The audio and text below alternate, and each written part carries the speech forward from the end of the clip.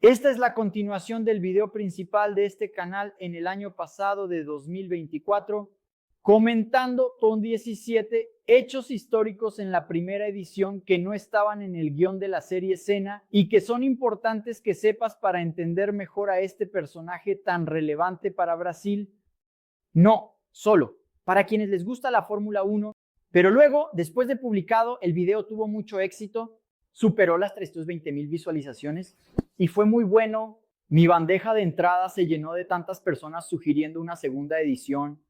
Y hablando, pues no hablaste de esto, pero no hablaste de aquello y de aquello. Otro. Entonces, seleccioné aquí 10 u 11 de los más importantes que debes saber para complementar los 17 anteriores que la serie no comentó. Entonces, es la parte 2, pero tú estás llegando aquí ahora, puedes ver la parte 1, no es exactamente una secuencia, nadie se pierde. Si comienzas desde aquí, de todos modos, dejaré el enlace en la descripción y de eso es de lo que vamos a hablar hoy en Splash and Go. ¡Vamos allá!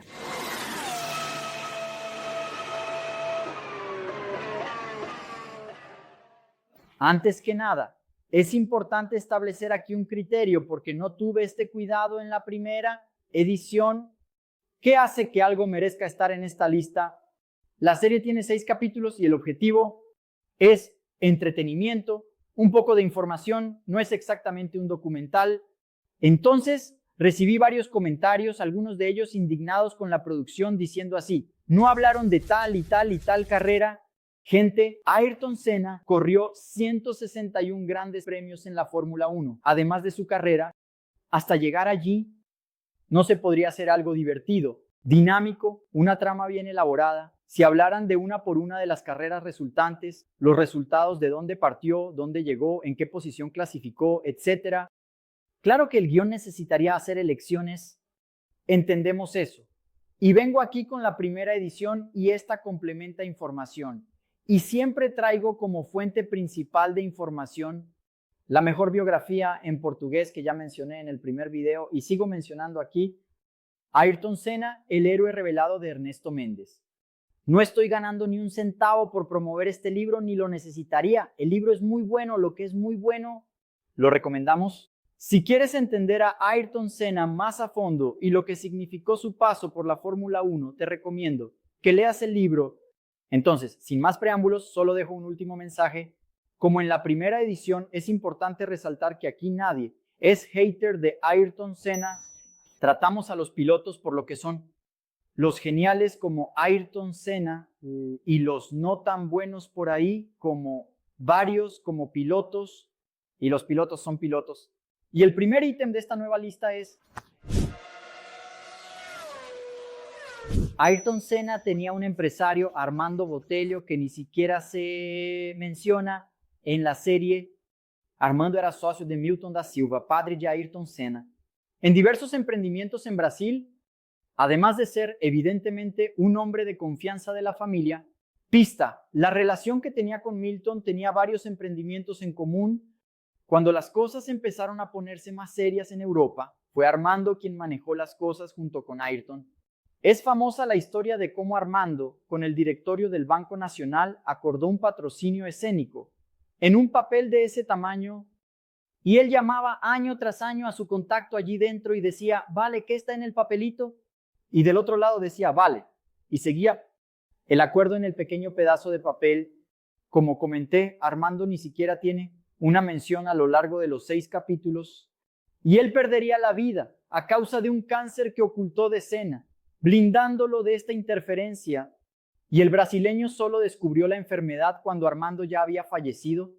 Hubo otro empresario en la carrera de Senna más adelante, ya un gestor profesional e internacional, Julian Jacobs, que luego se encargaría, que cuida hoy en día de la carrera de Sergio Pérez. Jacobs, que cuidó de la carrera de Prost y luego de la carrera de Senna, tampoco es mencionado.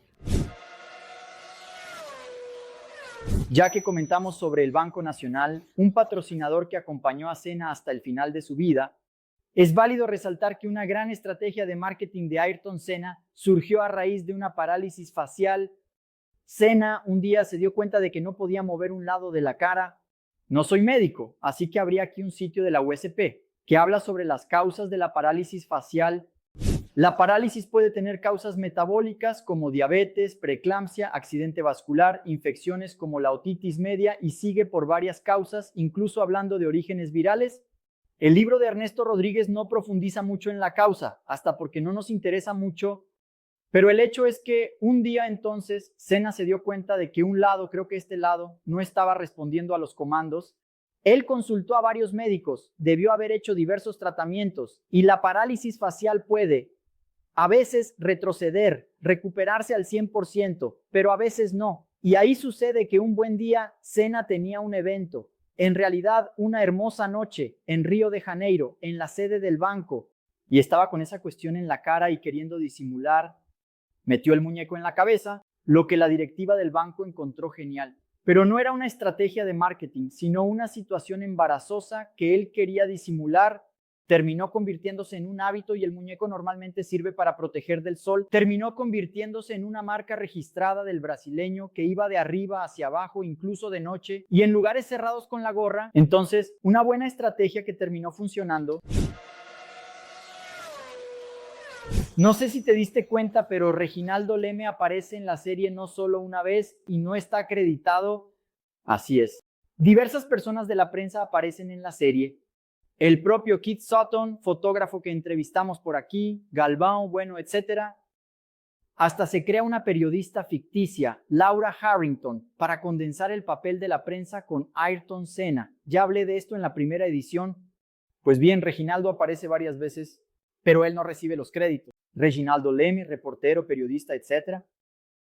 No sé bien cuál fue la decisión que motivó eso, pero el hecho es que Reginaldo tuvo una participación importante al comienzo de la carrera de Senna, además de no estar acreditado, y es verdad que no esperaba que esta parte ahora que voy a contar entrara en el guión.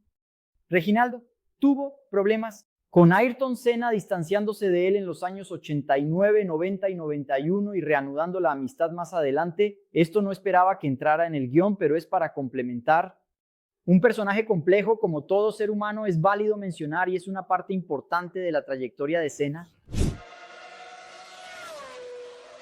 En el segundo episodio tenemos una secuencia de escenas en un baile de gala. Y ahí, conforme el contexto indica, estamos en sábado, víspera de la carrera antológica bajo un aguacero en el Principado de Mónaco en 84. Senna termina conociendo a alguien de la realeza y durmiendo con ella.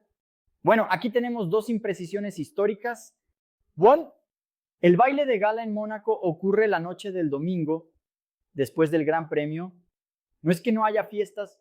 A la derecha, por el Principado, durante el fin de semana de Fórmula 1, pero esa con todo el mundo de etiqueta asistiendo, el presidente de la FIA y la realeza, es ofrecida incluso por la familia real. Por lo tanto, en la noche del domingo, y se hace en homenaje al ganador. Esta es la primera imprecisión histórica. Y la segunda, voy a tomar aquí un fragmento del libro para mencionar, es que Senna no tenía el hábito ni de festejar la víspera de grandes premios, ni de... Quien dice eso es la biografía de Ayrton Senna. Página 53, abre comillas.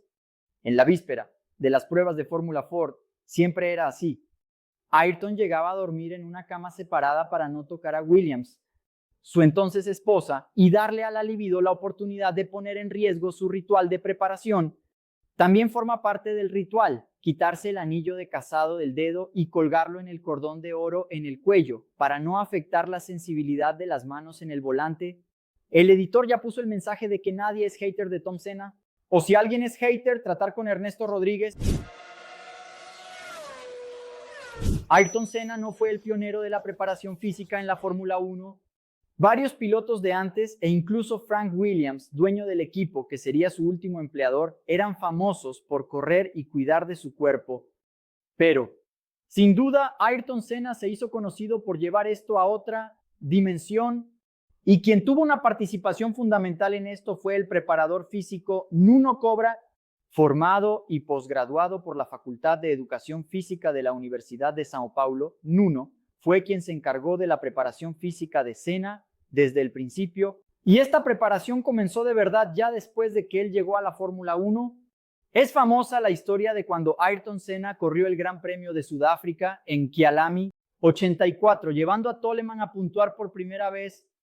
de que no podía salir del coche y fue ayudado por Reginaldo, Leme y Galvão a salir del cockpit. Nuno también se encargaría de la preparación física de otros pilotos en la historia de la Fórmula 1. Christian Fittipaldi, Rubens Barrichello, Mika Häkkinen y tenistas como Casio Mota, Jaime Onsins y evidentemente un sinfín de atletas que no cabrían aquí. Aquí tal vez entendamos la oscuridad del guión por pasar al margen de esto, ya que en 2017 estalló un escándalo sexual que involucraba a Nuno Cobra y mujeres.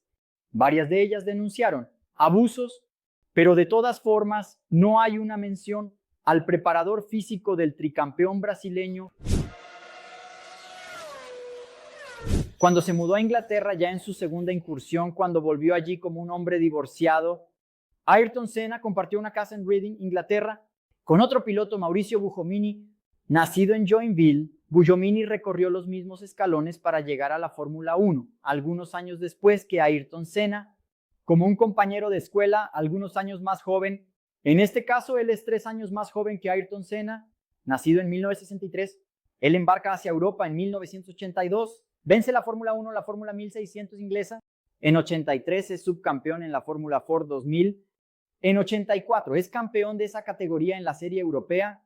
Y en 85 gana la Fórmula 3 inglesa y también el Gran Premio de Macao, considerado el festival principal de esta categoría. Para que tengas como referencia, Senna fue campeón de la misma Fórmula 3 en 83. Por lo tanto, 2 años después venía Mauricio. Los dos compartieron esa casa hasta más o menos 1987. Cuando Senna se muda al Principado de Mónaco, ya estaba corriendo para la Lotus amarilla. Por lo tanto, Senna vivió con Mauricio unos buenos 3 o 4 años. De hecho, Senna sugirió a Lotus que Mauricio fuera probado para la temporada del 86. Él llegaría a la Fórmula 1 en 1988, tendría buenos resultados, incluso con el podio en Brasil en 89, y corría las temporadas del 88, 89, 90, 91 y 92, después yendo a correr en la Indy, donde también ganó una carrera. 0 mención a Guillumi en la serie.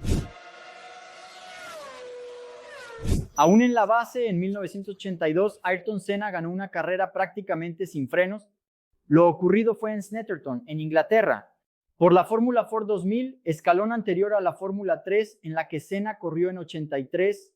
Al comienzo de la carrera, los coches de adelante chocaron con un fragmento de metal que está dentro del sistema de frenos. Inutilizando el conjunto de adelante, Senna entonces corrió toda la prueba, solo con los frenos de atrás. Ganó, y cuando llegó a los pits, los ingenieros no entendieron la conducción tan diferente del brasileño en esa prueba. Él dijo, estaba sin frenos en la parte de adelante, a lo que los mecánicos, obviamente, dudando, dijeron, no es posible. Fueron allí, tocaron los discos y estaban fríos. Es una buena hazaña del brasileño en el automovilismo que al final no fue comentada. En su paso allí por las categorías base, Jean-Marie Balestre, el dirigente de la entonces Federación Nacional de Automovilismo Deportivo, la FISA, que hoy es todo una sola cosa, aparece en la serie. En el primer capítulo, si no me equivoco, ya como un villano establecido, persiguiendo al pobre brasileño donde quiera que estuviera. Esto es lo que ocurre en la final del Campeonato Mundial de Karting, que se muestra en la imagen. Cuando un cambio repentino en las reglas acaba perjudicando al brasileño que se queda sin el título. Pues bien, sí, es verdad que un cambio en la regla alejó a Senna del deseado Campeonato Mundial de Kart, y esa fue hasta el final de su vida una frustración para él y que habría ganado, pero ya hablaré de eso. Jean-Marie Balestre no estaba en esa final, y ni se podría esperar que el presidente de la Federación Nacional de Automovilismo estuviera ni en todas las carreras de Fórmula 1. En esa época, o hoy, el presidente de la FIA va, ¿quién diría de un mundial de karting lleno de chicos? Pero en la serie ya aparece allí como villano y ya aparece allí dando una orden y cambiando las reglas de último momento. Entonces, tampoco fue exactamente eso lo que pasó. Sí, la regla ese año fue alterada, pero había sido cambiada desde el comienzo del año.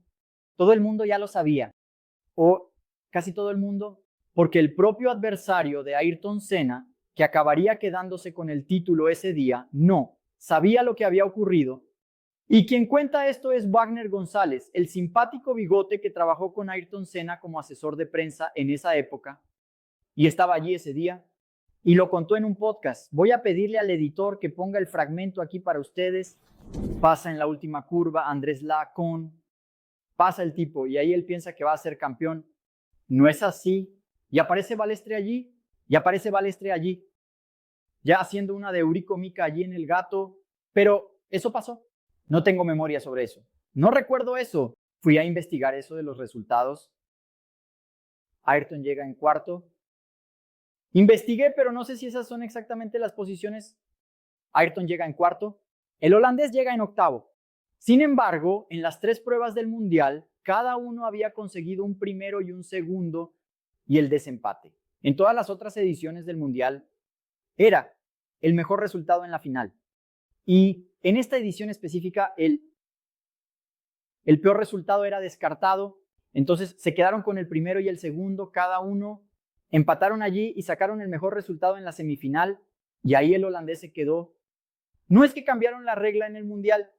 Cambiaron para ese Mundial, luego volvió a la normalidad. Es que la gente estaba acostumbrada a la regla antigua. Tanto que leí un artículo de un periódico portugués que tiene una foto y una entrevista del holandés hablando. Yo incluso en pista hice una señal para él. Sí, fuiste campeón del mundo, como felicitaciones. Ni siquiera el holandés pensó que él era campeón de verdad. Eso pasó un poco, pero ni siquiera gana esa carrera. Y no es que la regla del Mundial fue cambiada. Ahí fue cambiada antes del Mundial. Fue una adaptación enconchada. Y contó en ese podcast que el propio adversario saludó a Senna aún en la pista. Vaya, ganaste. Y al final quien había ganado era él. Entonces, menos no fue esa payasada de última hora, cambiando la regla solo para que Senna no se quedara con el título, mucho menos por un villano que ya tenía oro en él desde la base. Pero sí, el criterio terminó siendo algo medio, nada que ver, bien al estilo de esas federaciones, CBF, FIA, etcétera, porque los dos estaban empatados en una serie de criterios y entonces por alguna razón sacaron de la chistera, solo que desde el comienzo del año el campeón sería entonces quien tuviera el mejor resultado en la semifinal. Pues, ¿qué se puede hacer? Ayrton, Senna y Alain Prost, es evidente, tuvieron una buena relación áspera principalmente en los años 1989 y 90. El primer año aún bajo el mismo techo dentro de McLaren y el segundo ya con el francés corriendo en Ferrari. Entonces, no hay relatos por escrito ni entrevistas que indiquen que los dos hubieran llegado a las manos intercambiando empujones como se retrata en la serie. Sí, dejaron de hablarse y sí, el ambiente en McLaren fue prácticamente insoportable, quedando a Ron Dennis la tarea de manejar eso. Pero no, nunca vi ningún relato ni en el libro ni en entrevistas con los involucrados.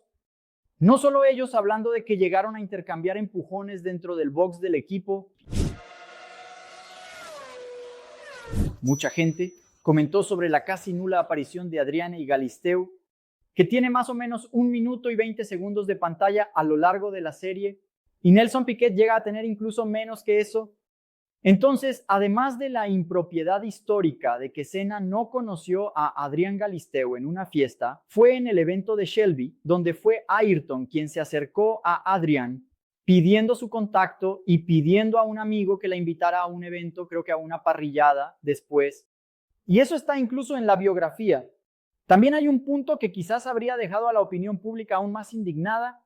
En el guión original, información que les traigo de bastidores, no tendríamos Adriane, no tendríamos Nelson Piquet, pero tenemos porque alguien con poder se plantó y dijo, gente, eso tampoco, ¿verdad? Y entonces les dieron a los dos lo mínimo, lo esencial para que quedara allí el registro histórico.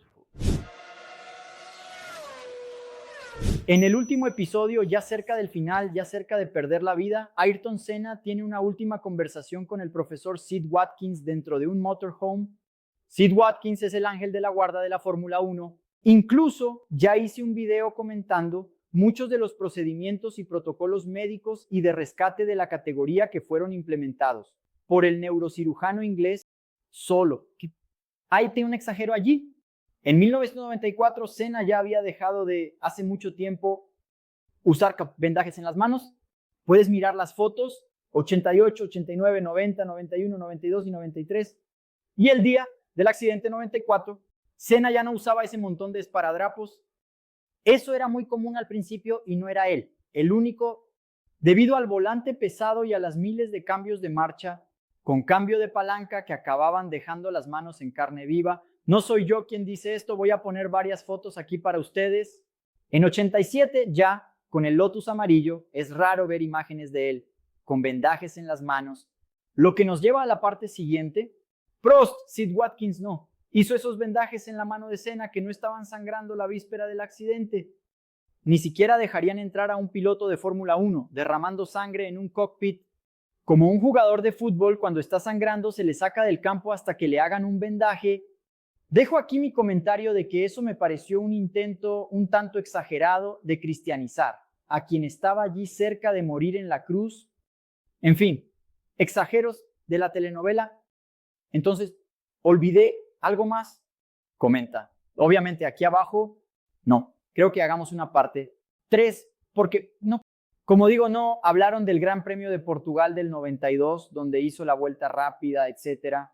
Y tal, ni sé si eso sucedió. Estoy adivinando aquí de memoria que la serie es mala o buena. Incluso no soy crítico de cine. Incluso creo que si alguien aterriza en este planeta con un platillo volador ahora y necesita saber quién fue Ayrton Senna, la serie cuenta bien la historia, o para la eternidad, y hoy también para quienes nacieron después de él.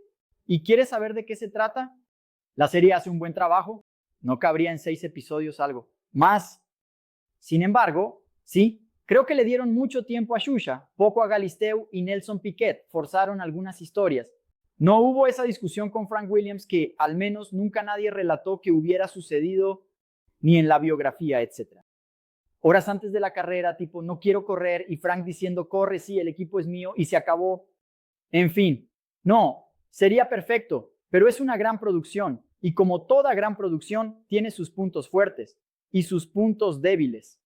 Este fue entonces otro episodio de Splash and Go. Espero que les haya gustado. Deja el like, que es gratis, no hagas clic en nada. ¿Sabes? Quieres ver demasiado el canal. Se rompe para mí, se rompe para nosotros también en 2025. No te olvides de dejarnos también tu hype. Esta herramienta de YouTube para mostrarle al algoritmo que te gusta el video, que te gusta el canal, que te gusta nuestro trabajo. Tenemos redes sociales, Instagram, Twitter, Threads y TikTok, donde tenemos contenido todo el tiempo. Y tú, para no quedarte fuera de nada, síguenos allí también. Enlace aquí abajo en la descripción. Por último, pero no menos importante, tenemos nuestros canales de Telegram y de WhatsApp, donde entras y pasas a recibir un mensajito automático. Así que cada uno de los contenidos es publicado. ¿Está bien? Entonces eso es todo. Gracias y un abrazo.